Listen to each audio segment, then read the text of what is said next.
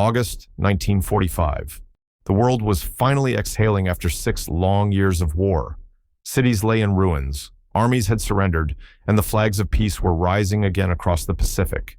But deep in the jungles of the Philippines, one man didn't hear that peace had arrived.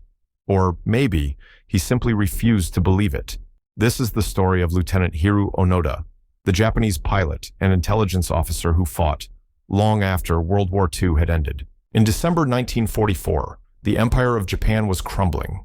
American forces were retaking the islands one by one. Amidst this chaos, a 22-year-old intelligence officer named Hiroo Onoda received his orders. You are to go to Lubang Island in the Philippines. You are to conduct guerrilla warfare. Do not surrender. Under any circumstances, Onoda bowed deeply. For him, surrender was not an option. The very word, surrender, was shameful, dishonorable, unthinkable. When he boarded the transport plane to Lubang, he believed he was going to die there, but not before completing his mission.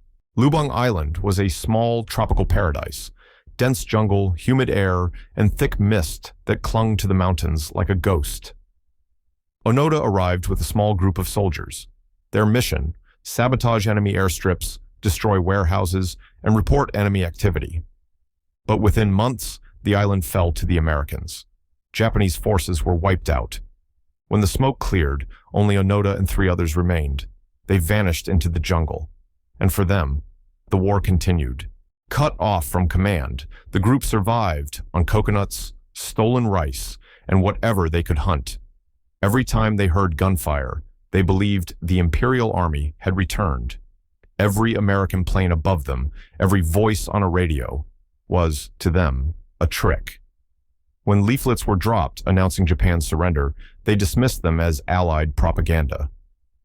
The enemy is trying to deceive us, Onoda told his men. Japan will never surrender. And so, they stayed hidden, waiting for orders that would never come. Years passed. The jungle became their home. Monsoon after monsoon, the sound of rain replaced the sound of bombs. Onoda kept polishing his rifle every night, the same rifle he'd carried since 1944. His uniform, now torn and faded, still bore the insignia of an empire that no longer existed. They made raids on local villages, stealing food, believing they were disrupting enemy supply lines. To the villagers, they were ghosts of a war long gone. Onoda's men began to die, one by one. One was killed by a search party. Another was shot while stealing rice. By 1950, only Onoda remained. Japan rebuilt itself. Cities rose from ashes, and children who had never seen war filled the schools. But in a small Philippine jungle, one soldier still stood guard. Onoda still believed his emperor would one day call him back. He maintained his rifle, his uniform, and his faith. For him, time had stopped in 1945. In 1974, nearly 30 years after World War II, a young Japanese traveler named Norio Suzuki arrived on Lubang Island. Suzuki was an adventurer. He told his friends before leaving Japan, "I'm going to look for Lieutenant Onoda, a panda, and the abominable snowman," in that order. When he finally found Onoda, the old soldier was still armed, cautious, and suspicious. Suzuki shouted, "Onoda-san! The war is over. Japan has surrendered." Onoda's eyes narrowed.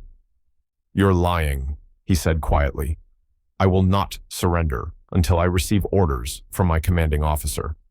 Suzuki returned to Japan with photographs, proof that Onoda was still alive.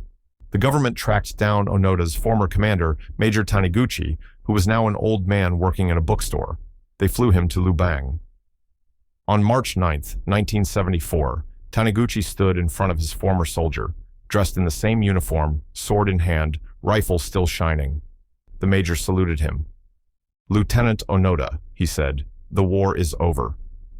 You are relieved of duty." For a long moment, Onoda stood still. Then slowly, he lowered his weapon. 30 years of war, ended with one order. Onoda returned to Japan to a hero's welcome. But he felt like a stranger in his own country.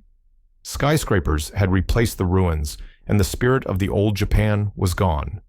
He once said, "We were taught to never surrender.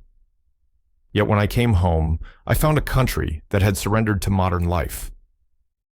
A few years later, he moved to Brazil, seeking peace away from the noise of the New World. In his final years, he taught survival skills, not for war, but for endurance, discipline, and self-respect. Hiro Onoda lived for 91 years. He fought a war that ended decades before he stopped fighting. Some call him stubborn, others loyal beyond measure.